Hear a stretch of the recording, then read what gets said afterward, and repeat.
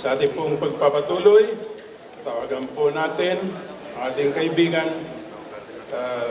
Archbishop Emeritus po ng Davao, dati pong presidente ng CBCP, Archbishop Fernando Capalla, para po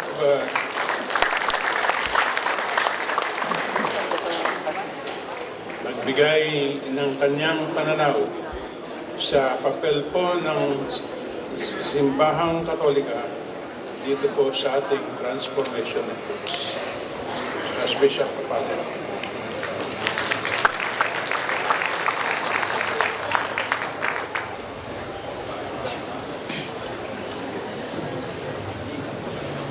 Thank you, Kit. Some people ask me, are you Senator Tatag? I said, we look alike. My dear friends, fellow Filipinos, I am the retired but not tired Archbishop of Davao. Why are you smiling?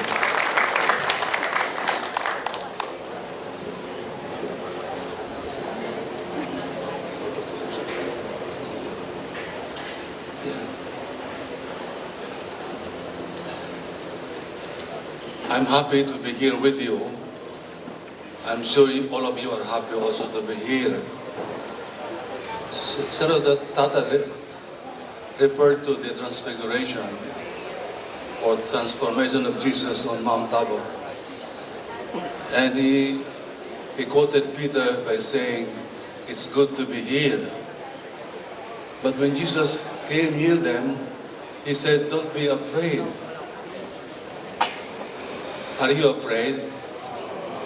I'm not afraid. In this transformation activities for the benefit of our country. And I know that you are here because you are not afraid, no scared. I speak in my personal capacity as a bishop and responsible only to the Pope, not to anybody else. And I speak as a former Archbishop of Davao and also a former CBCP president. And to begin my sharing, I'd like to call your attention or make you recall, this is 2003 and this is the second year of the presidency of President Gloria Macapagal Arroyo. And she was completing the 3 years of President Arab because Arab was kicked out from Malacanang. And in 2004, she ran for president. So in 2004, after her election, I was informed that she won by a small margin, but she won. There were issues against her, many accusations of fraud and other illegal activities attributed to her. Even until now, they're still being discussed. And by 2005, early 2005, it was already my second year as president of the CBCP. By the way, I was elected in 2003, July, and I took over December 2003, and my first year, 2004, that was also election year. And after the May elections, there were talks about the Garcia tapes, which hugged the papers and other media instruments, focusing on the role of President GMA. By the middle of 2005, the so-called Hyatt 10 came into the picture, meaning 10 people who gathered in Hyatt Hotel and decided to proclaim that they are retiring from the government, and that they're going to move or spearhead for President GMA to step down. They started a movement for the president at that time to step down. And there were many pros and cons after that announcement of the higher 10. I know only 3 of them because they were with me when we were at the National Unification Commission created by President Ramos, and also in the office of the Presidential Advisor on the Peace Process during the time of Ramos, Estrada, and Capalla Arroyo. I will not mention the 3 names of the 10. I don't know the other 10. But the higher 10 became very popular, especially regarding the step-down movement against the president.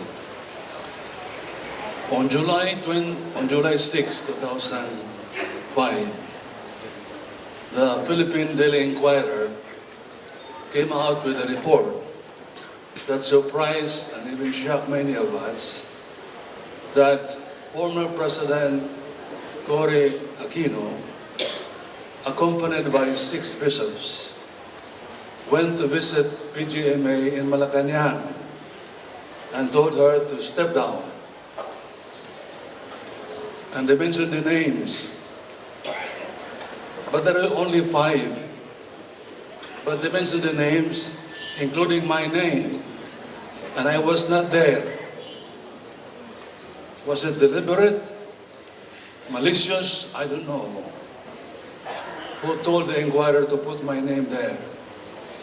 But the conclusion of the others say that the movement organizers want that the CBCP join the step-down movement. And that was already the last day of our retreat in Pastoral Catholic Center. But on July 7, when we started our assembly, after meeting with the Permanent Council and meeting with all the chairmen of the CBCP commissions, we decided not to discuss anymore about any other topic except this political situation. Everybody agreed, including those 5 who were there, who accompanied Cory Aquino to Malacanang. By the way, somebody was with the president when the Archbishop visited her, and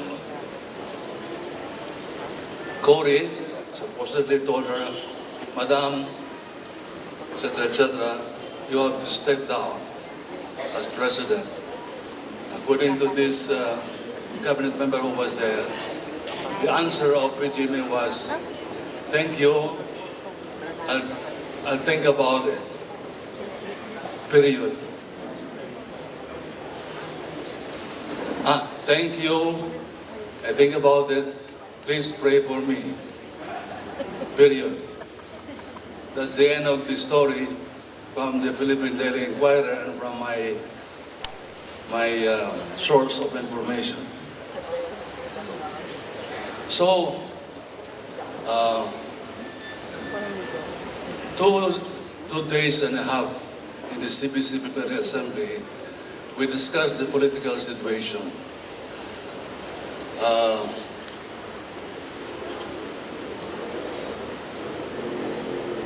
I wrote the complete detail of the process, and it is the inside story of how the statement was formed by the bishops and agreed by them. The title of the statement was "Restoring Trust, a Plea for Moral Values in Philippine Politics," issued July 10, 2005.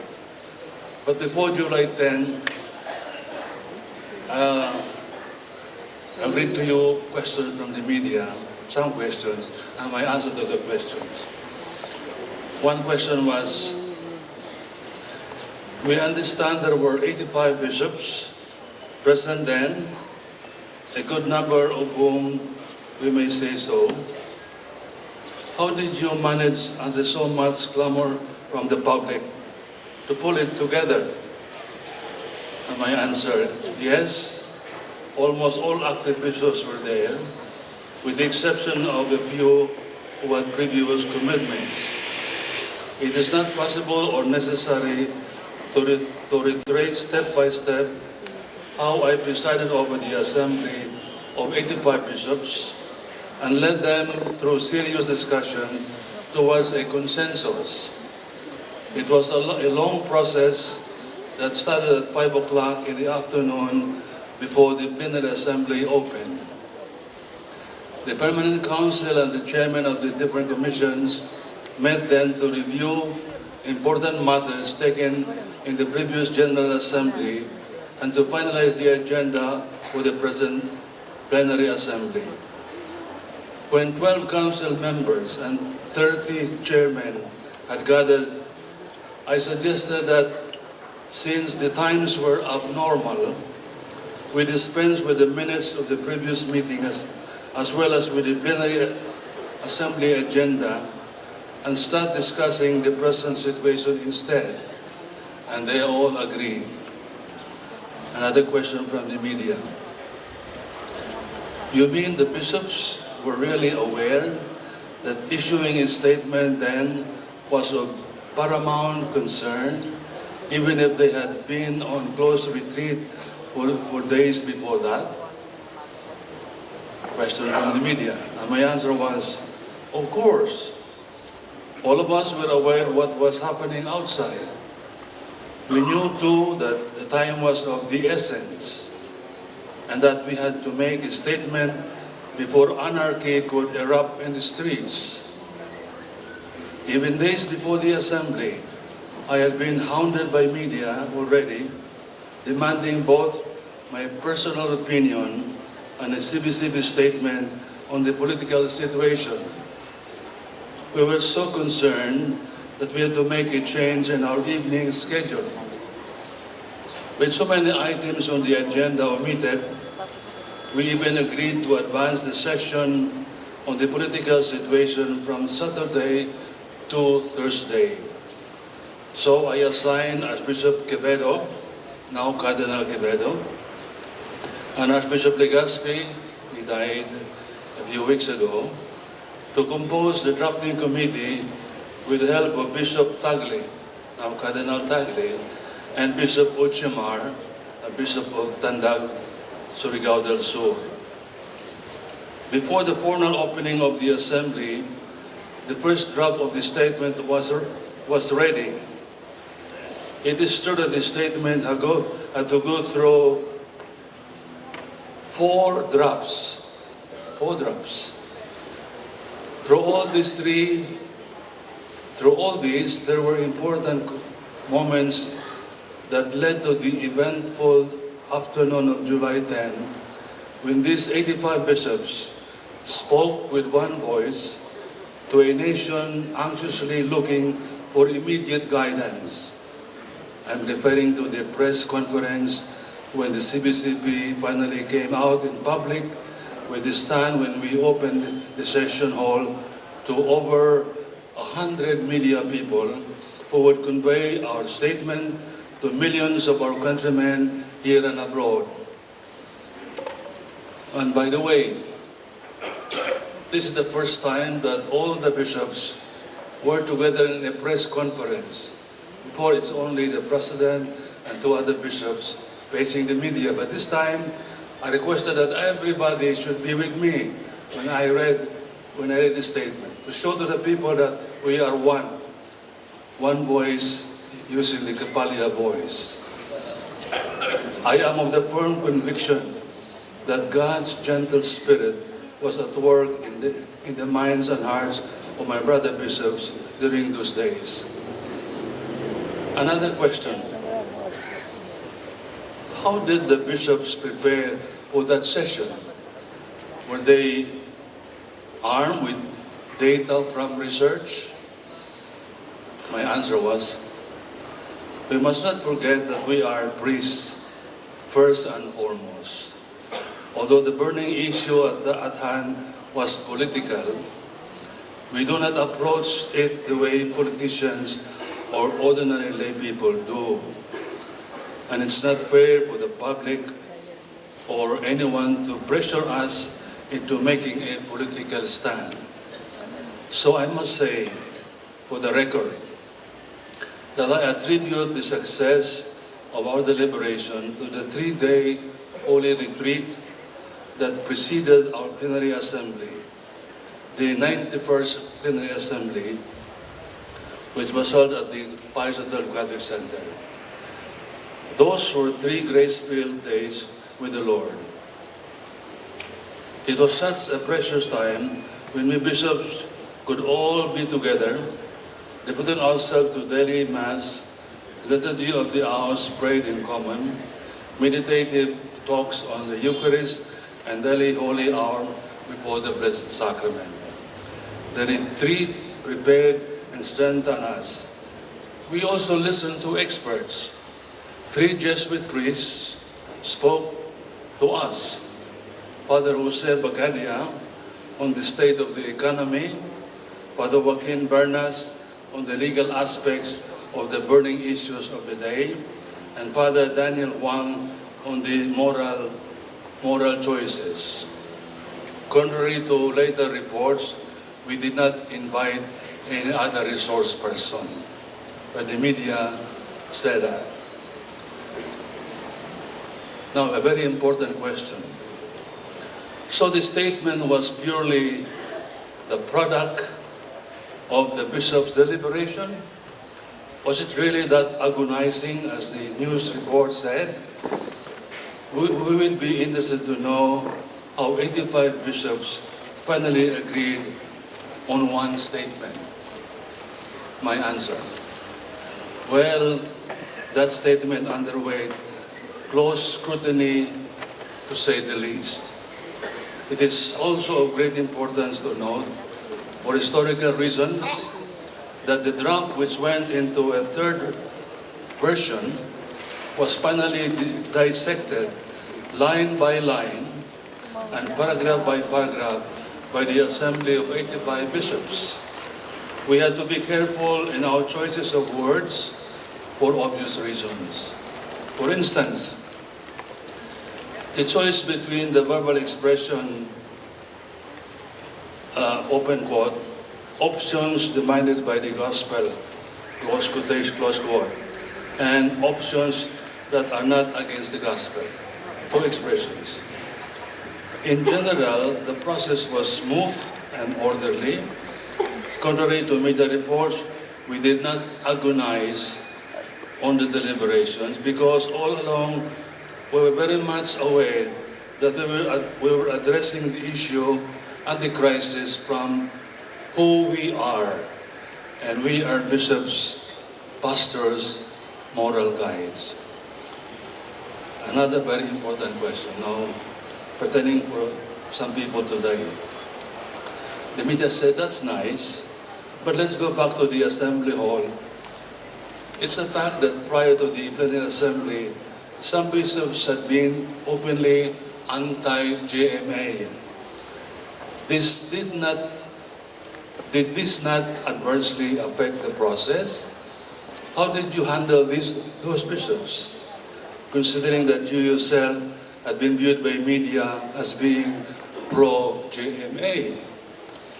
My answer: media, for all its power to gather and disseminate information, can only come up with part of the truth. As the wise would say, don't believe everything you read in the papers. Some bishops may have causes to fight, and if they find friends in the media who will support them, well and good. If bishops seem very vocal about being anti-GMA or anti-administration, as the news say, they must have very good reasons for taking the stand. So let's listen to them. But no, I did not find a need to handle, in quotes, to handle Then because in the assembly hall, where all of us together, we come as bishops, pastors, not mere voters. And when we speak of truth, we mean gospel truth. That's the bottom line.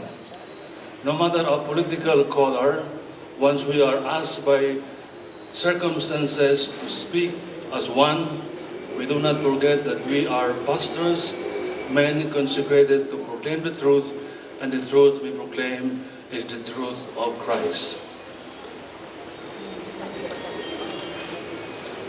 The question again, very personal. Do you mean to say that those bishops did not even care to air their side? And you too did not find the need to defend your own stand? And my answer was, as I said, we listened to everybody. In fact, a bishop counted 120 interventions all in all. Those bishops, in quotes, naturally spoke up, and so did the others, practically unknown to media, but who had very relevant inputs, which I surmise contributed vitally to the completion of the picture of the whole country. I told you earlier that I attribute the success of our assembly to our 3-day close retreat. It did us a lot of good, giving us time to reflect. All of us emerged from that more enlightened than when we came, more open-minded, more receptive to the proddings of the Holy Spirit. All of us approved that statement. We were one, as you may have seen in the photographs subsequently published on that gathering. As for the allegation that I am pro-JMA, you will have to interview me again, as that will be another long story. Now the most important question and my most important answer. Question: which then would you say was the most difficult moment during the deliberation and drafting of this statement? My answer: the most crucial moment was when we discussed paragraphs 7 and 8. First, we had to agree that there were conflicting opinions and positions regarding the President, and that our role was not to point out one or the other as the gospel choice, because they were either speculative in nature or grounded on controvertible basis. Second, we agreed that no single concrete opinion regarding President Arroyo could claim to be the only one demanded by the gospel. Third, we concluded by saying, and I open with God, therefore, in the spirit of humility and truth, we declare our prayerfully discerned collective decision that we do not demand her resignation, yet neither do we encourage her simply to dismiss such a call from others. For we recognize that non-violent appeals for her resignation, the demand for a truth commission, and the filing of an impeachment case are not against the gospel. I would like to tell you that a copy of this interview will be given to you later on, together with the declaration of this assembly. I'd like to end by again quoting Senator Tatag and Dr. Camille, repeating what they said, that the transformation for me begins with myself, begins with each and every one of us. Therefore, for me, transformation means liberation from the loss of freedoms in the area of social, economic, political, cultural, and religious. There are many freedoms here that we lost. And we have to liberate ourselves from that. And this needs conversion.